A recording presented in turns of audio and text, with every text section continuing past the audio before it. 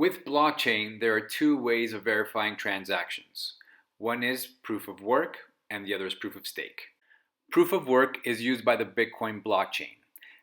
Basically what it is, it's a method of verifying the transactions on the blockchain, and they do this through an algorithm that solves a mathematical puzzle.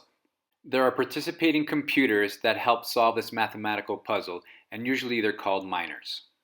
Now, these mathematical puzzles are not only solved in order to verify the transactions, they're also used in the mining of the actual Bitcoin, similar to how someone would have a gold mine, and with the pick and the axe, which let's say would be the computer working and digging for the gold, that's what the computers are doing in order to solve this mathematical puzzle.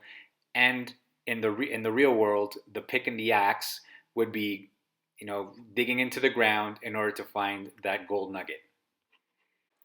Mining for Bitcoin at the beginning was relatively inexpensive. You could do it from a laptop or from a computer. Nowadays, you have warehouses the sizes of football fields with thousands and thousands of servers or miners doing the job. Proof of stake is something completely different. With proof of stake, the crypto is first created instead of mining it, like with proof of work. With proof of stake, the people that are verifying the transaction put up their own crypto as collateral to show that they have no ill will in regards to doing anything on the blockchain. This process of putting up collateral is called staking, and the people that put up the stake are called validators.